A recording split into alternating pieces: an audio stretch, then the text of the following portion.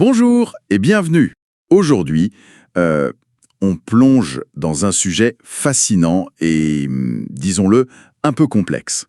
L'impact et les questions éthiques des agents d'intelligence artificielle. Absolument. On ne parle pas juste d'assistants vocaux, là, mais de systèmes qui interagissent vraiment avec nous, influencent nos choix et même notre économie. Oui, c'est ça. On va regarder de près comment ces agents, que ce soit des compagnons numériques, des outils pour le travail ou même des acteurs financiers autonomes, comment ils soulèvent des questions cruciales. Sur la manipulation, notre propre autonomie Exactement. et le besoin vraiment urgent d'une gouvernance responsable.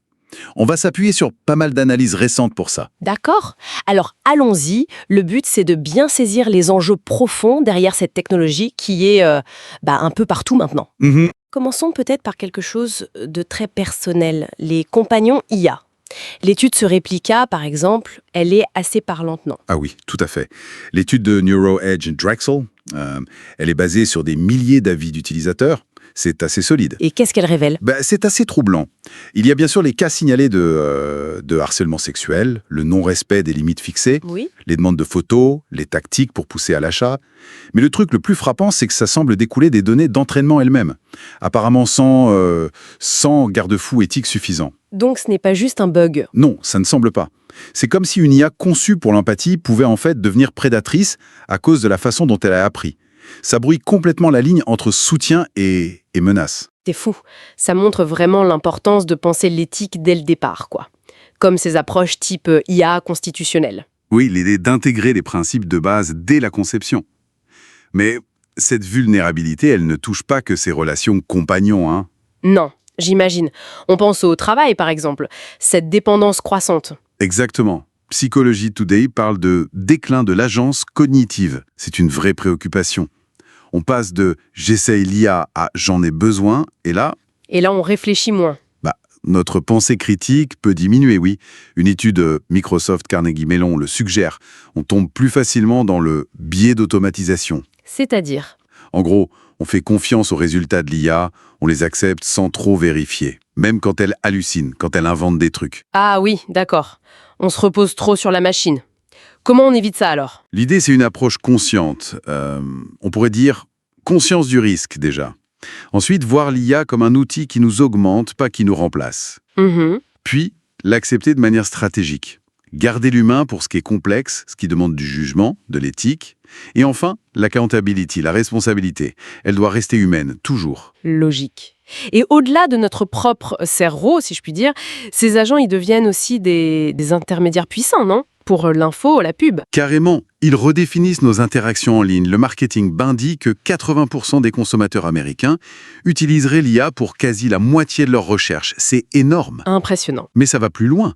The New Atlantis parle d'une société de contrôle. L'IA, via des protocoles souvent invisibles, optimise, oriente nos choix. Comme l'esthétique un peu uniforme, type Airbnb, c'est ça. Voilà. Et ça crée aussi ce qu'ils appellent des puits d'irresponsabilité. En gros, quand ça dérape, c'est très dur de savoir qui est responsable. L'algo, le développeur, l'utilisateur. Oui, cette dilution de responsabilité, c'est inquiétant. Et ça peut mener à des scénarios encore plus fous, genre des IA financières qui gèrent leur propre argent. C'est le concept d'hégémonie monétaire IA, oui. Activiste Post en parlait. Des IA autonomes qui pourraient se répliquer, créer leur propre crypto, accumuler une richesse numérique énorme. Waouh! Et par leur vitesse, leur logique propre, potentiellement déstabiliser nos marchés, défier nos monnaies. Le défi, c'est comment on régule un truc conçu pour être incontrôlable. Ça donne le vertige, effectivement. Bon, alors, face à tout ça, des compagnons un peu flippants à la finance autonome, on fait quoi, Hens? Comment on avance de manière responsable? Il n'y a pas de baguette magique, hein, mais plusieurs pistes se dessinent. D'abord, l'évidence. Besoin de cadres éthiques forts, de régulation adaptée, comme le souligne NeuroEdge. Les AI Act européens, par exemple. Oui. En entreprise, comme le disent Mint ou TechRadar, l'adoption de l'IA doit être réfléchie, stratégique, pas juste pour faire joli. Faut investir dans les compétences, avoir une bonne santé numérique. Et toujours garder l'humain responsable. Toujours. C'est fondamental. Et peut-être le plus profond, c'est ce que dit The New Atlantis. Il nous faut inventer une nouvelle science politique pour cet âge du protocole. Trouver comment réaffirmer notre capacité d'agir, notre agence humaine. Donc, en résumé, si on essaye de synthétiser, les agents IA, c'est un potentiel immense, c'est clair, mais ça nous met face à des défis éthiques et sociétaux considérables. Oui. De notre intimité à l'économie, jusqu'à notre façon de penser.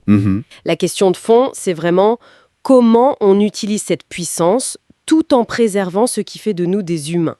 Notre jugement, notre libre arbitre, notre responsabilité. C'est un équilibre super délicat à trouver. Une réflexion essentielle pour nous tous, pour notre avenir collectif. Et la question qui reste peut-être est que ces outils resteront bien à notre service? Ou est-ce qu'on finira par être guidé, voire contrôlé par les protocoles qu'on crée aujourd'hui? Merci d'avoir exploré tout ça avec nous.